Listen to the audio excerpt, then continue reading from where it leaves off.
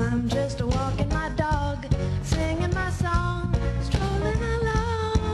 Oh, it's just me and my dog, catching some sun. We can't go wrong. My life was lonely and blue. Yeah, I was sad as a sailor. I was an angry one too. Hello, welcome to Rescue Roundtable. I'm Mary Catalano, and today we're going to discuss the ballot initiative that my friend Whitney Smith is working on, along with many other people with the Humane Society for, it's called Californians for Humane Farms. Welcome, Whitney. Thank you for coming. Hello, Mary. Whitney and I know each other from Rescue, and we also worked on the spay-neuter bill, AB 1634, which we're trying to make sure goes through. And, tirelessly, spay-neuter bills. Please spay-neuter.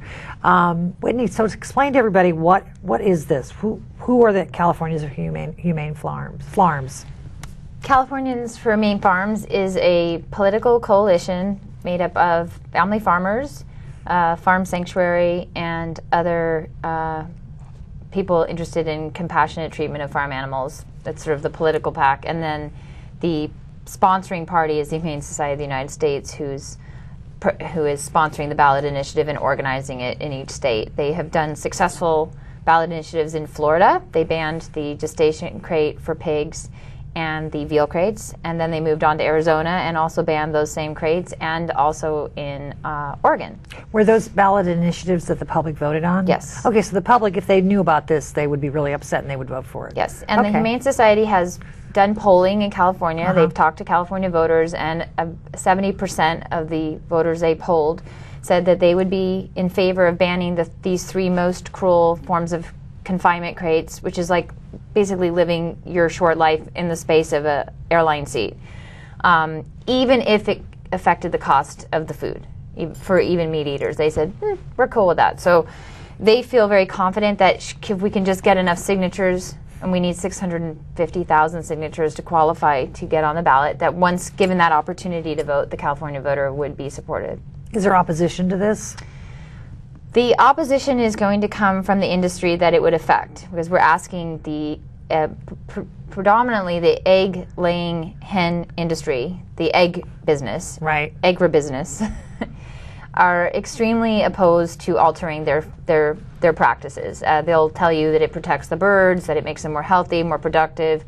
At the end of the day, they are confined in about 10 birds in a very small, they each get about the size of a piece of binder paper. And it's called explain again, a battery, battery cage. A battery cage. Why don't you just try and show the picture? Well, we don't have a really good, but we might be able to get some pictures on our... They're in a dark room. Inserted for this. Their feet are on the bottom is just wire, so they don't get to do any of their natural instincts, which is to peck around in the dirt and sort of explore their world. And they rub up against each other, which makes their feathers all fall out. They also have their beaks very painfully cut off so that they don't peck at each other when they're in this very stressful environment. Now, they will produce eggs, but the quality of the egg is compromised by the stress. I mean, anyone could probably understand that. How long has that been going on? I mean, that's horrifying. About 50 years. The big farm, the era of the family farm, where the family farmer respected the animal, though they were raising it for slaughter, they treated it with respect and allowed it to live in a natural environment. But as time moved on and progress moved on and these systems came up, it was like, well, let's put them in smaller and smaller areas. Then we can have more and more product, or we can maximize the producing unit. And so these animals are just being considered like, putting a shoe in a shoebox. The fact that they might want to stretch their wings, turn around, extend their limbs is not a consideration for these farm animals. And farm animals are not protected under any cruelty protection laws. There's only the Humane Slaughter Act, which is supposed to regulate how they're killed, but not how they live. So we're trying to do this ballot initiative to compel the farm industry to allow the most basic space for the animal. And we're just asking for, say, the gestation crate for the pregnant pig. For 4 months, she's confined in a stall in which she can't turn 360 degrees around. They're just forward. They can take like a step back and a step forward. That's it. For 4 months. And then they're moved to a farrowing crate where they give birth to their piglets. And immediately the piglets, after they wean them for about a week or two, are taken away from her and they're raised for slaughter. And then she goes back into the gestation crate to be re-impregnated. That's her life. Until she, about a year or so later, just is not productive anymore, can't get pregnant. How many litters are these pigs put through for this purpose? Well, until in their lifetime. Well, they go through about 3 or 4 gestations a year. Oh my God! Are they inseminated artificially? Artificially. Yeah. They have absolutely no real life of any kind, and they show these distress behaviors by chewing on the bar, repetitive motions. They're trying desperately to, and also their toes they have a kind of a slatted ground, and pigs have one cloven toe, so it gets a lot of extra pressure on the floor. So they cannot relieve by not having body movement, they can't even exercise at all, which is what the farmers like, because then they don't have to eat as much, and it's because they can't expend any calories. So it's just another way to maximize the productivity of their unit, of their producing unit. What about the waste? Are they on a wire so that the waste just falls down? Yeah, it just drops down. So they're down. Standing on wires. They're standing on slatted floor, but pigs' natural environment is dirt. And they are animals that route around in the dirt and explore their environment with their noses, and it's a huge part of their socialization, to be around other pigs and body contact with them. Well, pigs are very intelligent. Very intelligent. So this kind of crate, for 4 straight months to be confined in this crate, most people feel that is not acceptable, and they want to change the standards of the farm industry to allow this animal to at least turn around and have a little bit of movement during those 4 months. It's unbelievable. And what about the veal crates? What's going on with the veal crates? Veal crates I know about. Well, yes, we've been kind of talking about veal crates, it feels like, since the 80s, but the American Veal Association has stated that they feel that this is an unacceptable and cruel confinement practice. However, they can't seem to compel the manufacturers that belong to the association to stop doing this. So this is another attempt to just completely ban. The animals are taken from their mother at birth. They're chained to a chain. They cannot stand up fully or recline fully, and it's to make their muscles very the meat very pale, because they don't ever get muscle development. So at 6 months of age, they can barely walk because they have never developed muscles, because they don't walk, and then they're just taken to slaughter to make veal. At how old were they? 6 months. 6 months. So their that's entire why veal, life. I've seen veal, and that's why veal is pale like that. It's pale. They're also fed a specific watery diet that also adds to the pale color of their flesh, of their muscles. That's unbelievable. So they not only don't have any sunlight or any ability to move, they're literally chained to the box.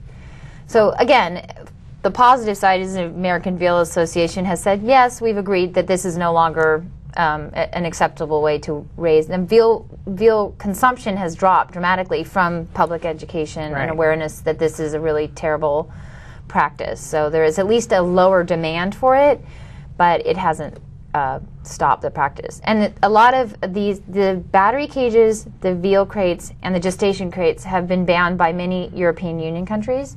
And Smithfield Farms, and I believe it's called Maplefield Farms, that are not in California, they're somewhere else, they have banned the gestation crate. So they're kind of looking forward and saying the movement in the industry is going away from this, and we're just going to go ahead and ban it. Now, this ballot initiative has a 6 month, that would be optimistic, a 6-year phase out. So the big farm industry cannot have the excuse, well, that would be putting too much of a demand on our structure. How can we do this? 6 years they have to make this adjustment. Wow. So that's a very generous amount of time to reorganize the way that they run their farms. Oh my God.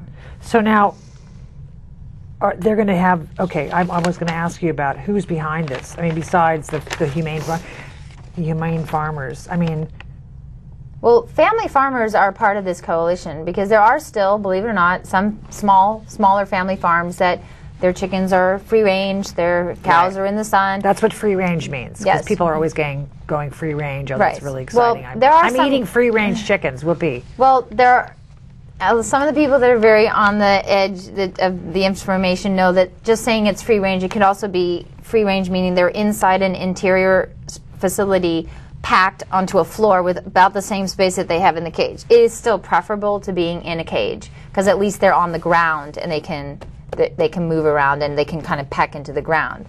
But they're never in sunlight, or no. None of these animals ever see sunlight their whole lives, basically. No. That's unbelievable. No. That's unbelievable. And why are we doing this in California, everybody? Because we have a lot of more humanity in California as far as... Well, they feel the California voter, there's a really good chance it also would be precedent setting, particularly the battery cages. Nobody has really tried to fight that particular confinement system because the egg laying business is huge and very powerful and well funded. So, but in California, they feel if we can pass this, that it will open the door for other states to be inspired to also, and then eventually it just will not be a practice that's used by any egg laying. So it's no other state in the United States has banned battery cages. Not to date. It's like the AB 1634, the spay-neuter bill we're trying to pass, so that it'll roll over into everybody else. So that's... I mean, there's a lot. There will, once we do need, and we still are looking for volunteers at www.humanecalifornia.org. You can sign up. We're looking for people to get signatures to get it on the ballot. What's the time? We have till February 28th, and we need 650,000 valid California registered Are there people voters. throughout the state that are collecting signatures, or just in major cities? Or Throughout what are we the doing? state. Throughout the state. We have okay. 2 coordinators in San Francisco, 2 in Los Angeles, me and my other coordinators, Christy Brockway, and 2 in San Diego, and 1 in Orange County. What about up Northern California? Yes, the San Francisco Bay Area. Up through Eureka and all that. Mm-hmm. Okay. Mm-hmm. What about, are some people are going to be worried about farmers going out of business? And what do you think about that? What's the idea? Well, the demand for, meat consumption, egg consumption is not going away. And there are people that are so committed to the protection of farm animals, they don't feel that this is doing enough. But, we feel that doing even a little good is better than doing nothing. And while we would love to see them all in the sun and frolicking, at this point we can only ask for what we think the farm business will accommodate.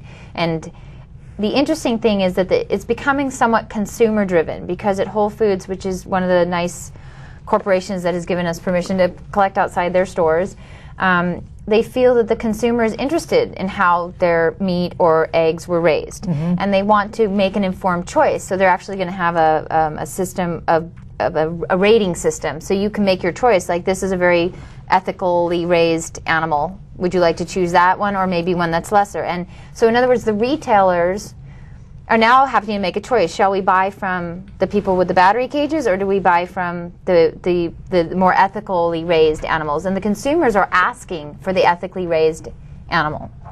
So that's a very exciting trend in the consumer, the consumer-driven request for these practices to end, in so to speak. So everybody wants to make a profit, but at what cost? And again, the California voter has been polled and said, we don't mind if it's 5-10 cents more or whatever. Now the farm business is going to come out with a huge campaign that's going to say, this is going to kill us, and we're going to, there'll be a lot of drama. Our children will starve. Our children will starve. Little Susie will never have an omelet. But this is just hysteria. It's not the way it's going to happen. Right. It's very difficult, as we know from going to lobby for this spay-neuter bill, 1634, which I want to promote, keep promoting. AB 1634. AB 1634. It's not dead. It's not dead. It's very difficult to get these people to, especially when you're trying to legislate something. It's totally different than. I mean, I never paid attention to politics, but now when it comes down to my kitties and my doggies, being killed or being born when they shouldn't be born or whatever, or animals, it changed. I think a lot of people assume that any animal has some sort of protection, just in that sort of vague way. But it's just, but farm, the animals that have the misfortune to be called farm animals, right? Whereas some people has a pig and it's their pet, but in the general culture calls that a farm animal. They actually do not have any protection as to the amount of space that they can be raised in, how they are treated. It's only how they are killed. That's the Humane Slaughter Act. So there's a long. We need How old is the Humane Slaughter Act? How long has that been around? I believe it's about 30 years. Wow. It's been around for a while. Crazy. But that was just like a standard that was set. So it's all about information, and the more the consumer is informed, the more they question how did this get here? And then once they know, I mean, 90% of the people that I get a signature from have no idea what these crates are. And why would they see these images? Where are they going to see them? They're not in a magazine, they're not on TV, they're off on a farm somewhere. Most people are not in rural areas. Most urban people have never even seen a agriculture or a farm, animal farm. So it's just sometimes as simple as just knowledge, and they're very excited to say, oh, I don't want that. I've had people sign my petition and say, well, as long as I can continue eating meat. And I said, well, this is not banning meat. It's just simply asking. Unfortunately, it's not banning meat, but yeah. My personal opinion, but it is a ballot initiative that can take both sides of the consumer market, the vegans, vegetarians, and meat eaters. My parents are meat eaters, and say we are all united in an effort to just ask for some basic humane treatment for the animals that are being raised for slaughter. And you said in the European Union has been already, there are no veal crates? Many areas of the European Union have already banned the battery cages, the veal crates, and the gestation crates. For some reason, they actually are more, maybe, I wouldn't say maybe France. I'm not sure about France, but other countries have taken an initiative to just already say, we're not going to do this. Because maybe I think there's a lot more family farmers. The big agribusiness and the big farm business maybe hasn't taken over Europe as much as the United States. And in the United States, just there's no checks and balances. Who's looking at it? Who's the oversight for the farm? Who is the farm is the farm industry? So they're not really good policemen in terms of what's in the best interest of the animal. It should be both. It shouldn't just be how much does the animal. People say, well, if they want to make money from it, then they obviously must be treating it well, because otherwise they won't make any money. And like I said, a stressed hen will still give an egg. That doesn't justify the condition in which the animal is being kept. Right. I mean, if you or I were impregnated, we would have that baby, whether we were kept in a small room or a big room, and would that be humane? If we were kept in a little box, we would still have our baby. You couldn't say that. In other words, biologically, they're going to have the product. Right. But it doesn't. That's not the answer to the question: are they being kept in a humane treatment? And the answer is most people will say that none of this adds up to humane treatment. Are those veal down there? These are cows? Yeah, these are baby cows. God. And they come from the milk cow, the dairy cow. This is the offspring of the dairy cow. The males are taken away to become veal, and the female cows are raised to be new dairy cows.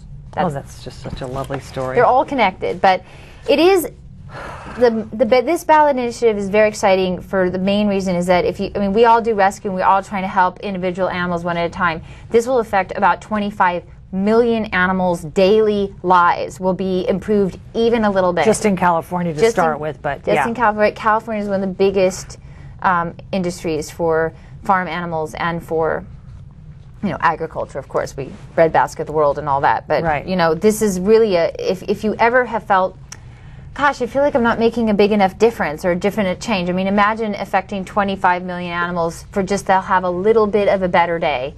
And until we can, as a society, get to a point where they have a really great day, then we'll have to just take the baby steps to get to a point where compassion, where we can go back to a more family farmer point of view. Old MacDonald. Well, I mean, this is the people don't know about this. They don't know. And if they knew, I mean, if you told somebody's child this was going on, they would just, they have no idea. They would just die. And no. Knowledge is power, and we're just trying to empower the voter with the knowledge and give them the opportunity to be able to vote on it. So if people wanted to help with the initiative, they could go to the website. They could, even if they don't live in that area of San Francisco, they could probably get It's anywhere in California. But how would they get signatures? If they wanted to get signatures, we have two ways that you can do it. You can sign up as a friends and family, which means you're going to just get a couple of petition pages, and you'll just collect them from your teachers. Have to be registered voters. You have to be a registered voter to actually collect the signatures. And another important thing, I know I'm going to take signatures at my adoptions. You have to have in the same county on the same page. Yes. So that's something you have to be careful about. Yeah, you can't mix counties because at February 28th, all the ballot pages for each county go to that election supervisor, and then they are checked for validity. Right. And if a percentage of them pass, then we get on the ballot, and if a percentage of them are not valid, then unfortunately we would not make it to the ballot. That's why we're very careful about that. We only take signatures from registered California voters. So you have to be a little anal about, when you're collecting your signatures, you have to, it's important to make that distinction and make sure that you know which page it is. Now, again, I'm sorry, finish telling how people can get this. So you go on the website, yeah, go on the website, www.californiahumane.org, and you can sign up for Friends and Family, which will just be a little bit of signature gathering amongst your circle of people that you know. Or if you're more an outgoing person and you feel like you really want to get in there and collect as many as you can sign up for a public signature gatherer, and then our coordinators will help tell you where you can go and match you up with a friend so you don't have to go by yourself. And we're looking for volume because we really need to get a lot of signatures. So. Yeah. So if you are going to be doing this, and where do you suggest people look to try and find a location? I mean, shopping centers are good, but also there's one more important thing I wanted to mention, that sometimes some people are paid politically to collect signatures. Nobody is being paid for this. No. Not one person is being paid. Volunteer for only. The yes, signature gathering. There are signature gathering companies that will go pay people, and they are very aggressive. And you've probably been approached by them. They have like several different clipboards, and they're like, because they get about $1 or $2 or $3, per signature. Yeah. The California for Humane Farms ballot initiative is completely volunteer driven. We have that many people that are so excited and passionate about trying to help the farm animals have a little more compassion in their day, that we are completely volunteer run. Right. So don't get the wrong impression when someone approaches you about this. People don't want to sign things. They just don't want to be bothered. Right. There is an explanation at the top of the ballot. For people when you're showing them, like it explains it, and of course most people are showing the pictures on the back, which is a really good idea. I think Jane Velez Mitchell has helped. Yes. She had a party at her home, which was wonderful, and she made up these, the clipboards with the pictures, so you can instantaneously show people what you're talking about. Yeah, it's really a very simple visual. They cannot comprehend. I mean, a battery cage, I would not have been able to draw you what one looked like if I hadn't seen a picture. Yeah. I knew it wasn't a good system, but I couldn't really be that specific. So it's just very simple. If they forget what it's called, they can always go to the Humane Society's website and probably click on it and look around for this initiative to get There's more information. Images of all these confinement systems on the website. Okay, so and you can even download them and print them out if you want to use them for your signature gathering. That's great. That's great. And what's the environmental impact of the factory farms? Because we were really talking about that. Yeah, that's really a big deal. Factory farming of animals contributes more to global warming than carbon emissions from cars. And that's like, what are you talking about? Well, actually, somebody gave me a really good analogy, which is a vegan in a Hummer leaves less of a carbon footprint than a meat eater in a Prius. So you have to think about it. Hummers, my God. So, the emissions from the cows will be delicate. Actually contribute to global warming. If you think about the thousands and millions of cattle, right, plus their waste is toxic to the earth, and then all the grain that has to be raised to feed them, which could be actually raised to feed the world, but it's feeding the cows so they can be raised for slaughter. So it's a really environment depleting system, and it adds to a lot of the environmental greenhouse effect, and unfortunately it is a huge contributor, which for some reason is not as popular to talk about as cars, but a lot of environmentalists don't want to alienate and get into the food industry for some reason. It was left out of an inconvenient truth inconveniently, but it would be much better if there was less factory production in terms of just the environment, the health of the environment. Aren't there too many people? I hate people. I don't hate you, but I hate a lot of people. Well, we haven't had any kids, so we're not contributing to that. I mean, there's a lot of people having kids that shouldn't have kids, but... well, if they ate a more plant-based diet, it would definitely help the environment, but... They don't. They don't. And here's this doctor. I love her. What's the deal? Our Mighty May. Tell me about this girl. Our Mighty May is our Santa Monica coordinator, and she, despite having a burgeoning house call vet business, and she's the most youthful vet I've ever run into. I said, "Did you just graduate 5 minutes ago?" I felt very